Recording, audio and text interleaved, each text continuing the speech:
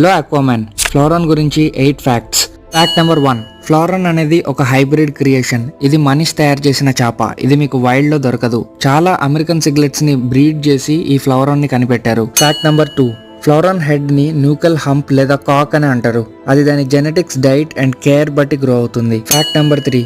ఫ్లోరాన్ ని కొన్ని దేశాల్లో లక్కీ ఫిష్ లాగా చూస్తారు. దీన్ని పెంచుకుంటే డబ్బులు వస్తాయని నమ్ముతారు.